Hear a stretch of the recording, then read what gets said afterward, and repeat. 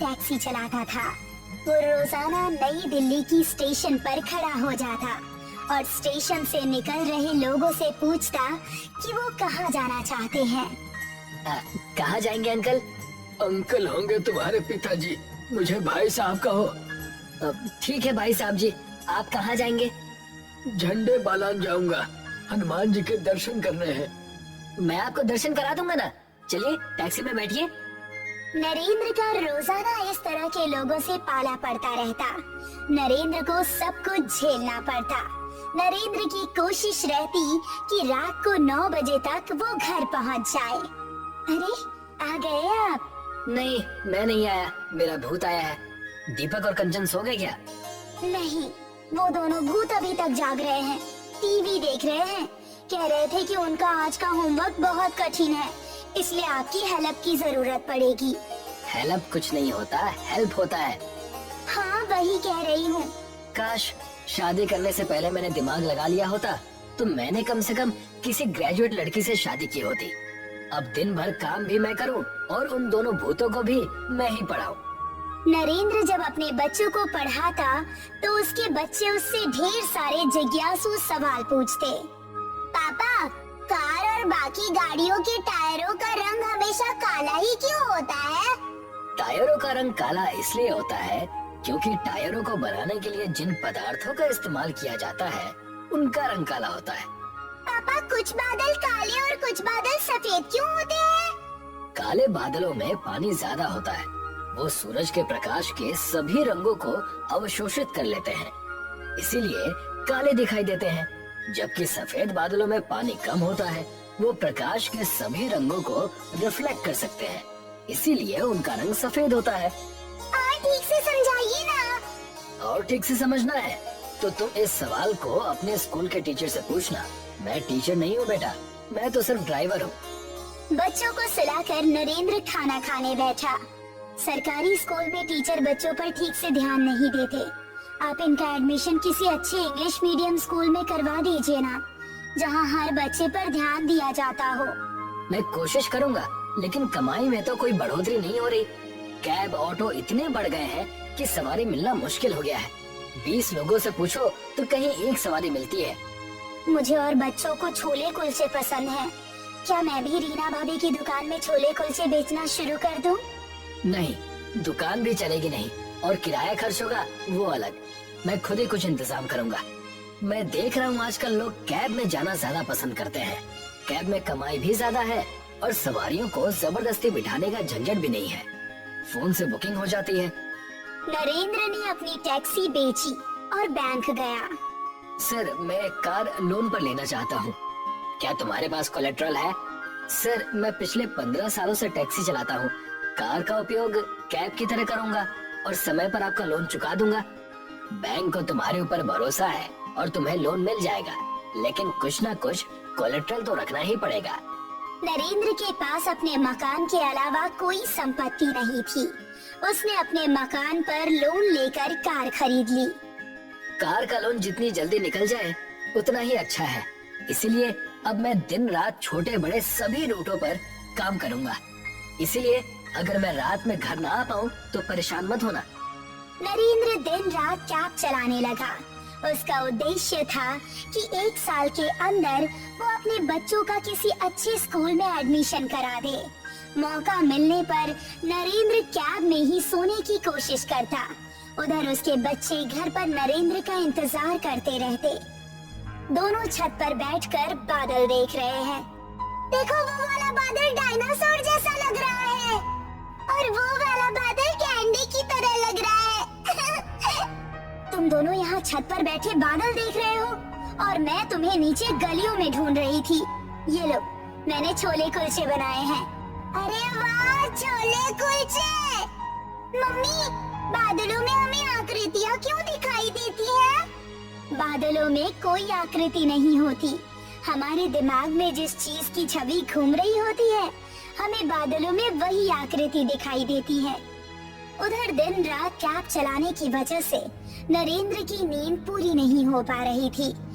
एक दिन नरेंद्र रात के 1 बजे एक सवारी को हरियाणा लेकर जा रहा था कि तभी उसकी झपकी लग गई। सामने से आ रहा ट्रक ड्राइवर नशे में ट्रक चला रहा था। नरेंद्र की कार और ट्रक आपस में टकरा गए। कार का आगे का हिस्सा लगभग पूरी तरह दब गया। आसपास के लोगों ने नरेंद्र को कार से बाहर निकालकर अस्पताल पहुंचाया। तुम्हें लगभग साल भर तक कोई काम नहीं करना है। कुछ दिनों बाद तुम हॉस्पिटल से छुट्टी ले सकते हो, लेकिन घर पर भी आराम ही करना। ऐसी हालत में नरेंद्र लोन तो चुका नहीं सकता था। कुछ दिनों बाद बैंक वाले आ धमके। हम माफी चाहते हैं, तुम्हारा परिवार भी है, लेकिन अब तुम्हारा घर नीलाम करने के अलावा बैंक के पास कोई विकल्प नहीं है। मम्मी पापा, हम कहाँ जाएंगे? वही जहाँ बादल जाते हैं, तुम्हारी नानी के घर। नरेंद्र गांव में अपने ससुराल आ गया। गीता, हम तुम्हारे परिवार को रहने की जगह तो देंगे, लेकिन खाने पीने और बच्चों की पढ़ाई लिखाई का खर्चा तुम्हें खुद ही निकालना पड़ेगा। आप चिंता मत करिए भैया, मेरा परिवार आपके ऊपर बोझ नहीं बनेगा। मैं छोले कुलचे बेचूंगी और मेरे बच्चे गांव के सरकारी स्कूल में पढ़ लेंगे। गीता गांव में छोले कुलचे बेचने की जगह खोजने लगी। शाम को घर लौटकर उसने नरेंद्र को बताया, जी मैंने छोले कुलचे बेचने के लिए जगह ढूंढ ली है। ऐसी जगह तो खोजी है ना जहाँ खूब भीड़ भाड़ रहती हो और लोगों की नजर पड़ती हो। हाँ, गांव में भीकू हलवाई की दुकान सबसे ज्यादा चलती है। वो समोसा, पकौड़ी, जलेबी, मिठाई, कचौरी सब कुछ बेचता है, लेकिन छोले कुलचे नहीं बेचता। मैं उसके बराबर में ही स्टॉल लगाऊंगी। गीता अगले दिन भीकू हलवाई के पास पहुंची। राम राम चाचा जी। राम राम गीता बेटी, बहुत दिनों बाद गाँव आई हो। बाल बच्चे सब ठीक तो है? जी बच्चे तो ठीक हैं, लेकिन मेरे पति का एक्सीडेंट हो गया है, इसीलिए अब मैं गांव में ही रहूंगी। मैं आपसे ये पूछने आई थी कि क्या मैं आपके बगल में छोले कुलचे का स्टॉल लगा दूं? हाँ लगा लो, मैं तो छोले कुलचे बेचता नहीं, इसीलिए मुझे कोई दिक्कत नहीं है। लेकिन मुझे लगता नहीं कि गांव के लोग मेरा सामान छोड़कर तुम्हारे छोले कुलचे खाएंगे। गीता ने अपने दोनों बच्चों की मदद से एक बड़ी सी मेज पर छोले कुलचे बनाए और बेचने शुरू किए। आइए आइए आइए, बारात में बाद में जाइए, पहले छोले कुलचे खाइए।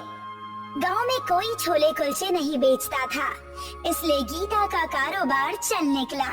अब जो ग्राहक भीकू हलवाई की दुकान पर आते थे, वो छोले कुलचे का भी मजा लेते थे। जैसे जैसे गीता की कमाई बढ़ रही थी, वैसे वैसे भीकू हलवाई को गीता खल रही थी। मेरे सारे ग्राहक इसके ग्राहक बन गए, समझ में नहीं आ रहा कि अब क्या करूं। उधर गीता की कमाई बढ़ी तो उसने अपने मायके को छोड़कर किराए पर एक घर ले लिया। मुझे माफ कर देना गीता, मुझे लगता था कि तुम ज्यादा पढ़े लिखे नहीं हो, इसलिए कुछ नहीं कर सकती, लेकिन तुमने तो अपने दम पर घर संभाल लिया। आपकी कर्मशीलता ने ही मुझे प्रेरणा दी है जी। उधर भीकू हलवाई म्यूनिसिपैलिटी के ऑफिस पहुंचा। उसने म्यूनिसिपैलिटी के अधिकारी को रिश्वत देकर कहा, मेरी दुकान के बगल में सड़क किनारे गीता नाम की एक औरत छोले कुलचे का स्टॉल लगाती है, उसे हटवा देना। 2-4 और दुकानें भी हटवा देना, ताकि गीता को ये न लगे कि उसकी दुकान किसी ने विशेष रूप से हटवाई है। अगले दिन म्यूनिसिपैलिटी का अधिकारी सड़क पर पहुंचा। दिल्ली के मशहूर छोले कुलचे, कितने के हैं छोले कुलचे? 20 रुपए के हैं। 1 प्लेट मुझे भी खिलाना। छोले कुलचे खाने के बाद अधिकारी बोला, तुम्हारे छोले तो अच्छे हैं, लेकिन तुम्हें अपना कारोबार यहाँ से हटाना होगा, क्योंकि हम सड़क किनारे का सारा अतिक्रमण हटा रहे हैं। अभी रहने दीजिए साहब, अगर मैं यहाँ से कारोबार हटा लूंगी तो मेरी रोजी रोटी नहीं चल पाएगी। तुम किराए पर कोई दुकान ले लो। साहब, मेरे पति बीमार हैं, उनकी दवा का खर्च, रहने का किराया, बच्चों की स्कूल की फीस, इन सारी चीजों में ही पैसे चले जाते हैं। मैं दुकान किराए पर नहीं ले सकती। तुम मुझे नहीं पता, कहीं भी जाओ, लेकिन यहाँ से अपना सामान हटाओ। अधिकारी ने पूरी सड़क खाली करा दी। दीपक और कंचन ने एक एक भगोना अपने सिर पर रख लिया और वे तीनों घर की तरफ चल दिए। दीपक और कंचन ने कभी अपनी माँ को रोते हुए नहीं देखा था, लेकिन आज गीता की आंखों में आंसू थे। धूप में चलते हुए गीता बेहोश होकर गिर पड़ी। उसके बच्चे रोने लगे। पास ही में गणेश भगवान का मंदिर था।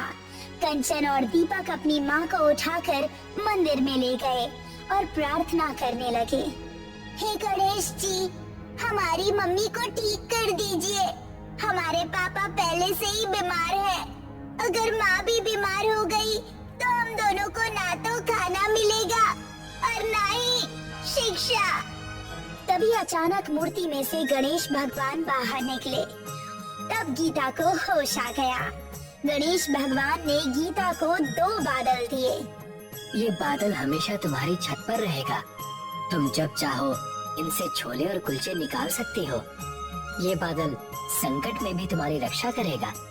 दीपक, कंचन और गीता घर की तरफ गए। बादल उनके ऊपर ऊपर साथ साथ गया। बादल उनकी छत पर जाकर टंग गया। अगले दिन गीता ने बादल से कहा, बादल बादल छोले दो। बादल से छोले गिरे और भगोना भर गया। फिर गीता ने दूसरे बादल से कहा, बादल बादल कुलचे दो। बादलों से कुलचे गिरे और फिर भगोना भर गया। गीता ने छोले वाला भगोना अपने गले में ढोलक की तरह टांग लिया और कुलचे वाला भगोना कंचन और दीपक पकड़कर साथ साथ चल दिए। वे लोग अब घूम घूम कर पूरे गांव में छोले कुलचे बेचने लगे। पहले गीता का स्टॉल एक ही जगह रहता था, इसलिए गांव के बच्चे बूढ़े सभी वहां तक नहीं पहुंच पाते थे। लेकिन अब गीता सभी घरों के आगे से गुजर रही थी, इसीलिए उसकी बिक्री बढ़ गई थी। गीता अपने घर पहुंचकर नरेंद्र से नोट गिनते हुए कहती है, आज तो मजा ही आ गया, बिना लागत के सिर्फ मुनाफा। एक दिन गीता गांव के सबसे बड़े कपड़ों की दुकान पर अपने बच्चों को कपड़े दिलाने गई। वहां पर उसे वो म्युनिसिपैलिटी का अधिकारी भी मिला। वो भी अपने परिवार के साथ कपड़े खरीदने आया था। म्युनिसिपैलिटी के अधिकारी ने जब गीता को महंगे कपड़े खरीदते हुए देखा तो उसे अपने ऊपर शर्म आ गई। मुझे माफ कर देना गीता जी, उस दिन मैंने आपकी रोजी रोटी छीन ली। दरअसल मैं लालच में आ गया था। भीकू हलवाई, जिसे तुम ताऊ जी कहती हो, उसी ने मुझे तुम्हारा कारोबार अपनी दुकान के बगल से हटाने के लिए रिश्वत दी थी। अच्छा, तो ये बात है। भीकू ताऊ ऊपर ऊपर से मीठा बोलते हैं और अंदर अंदर से मुझसे जलते हैं।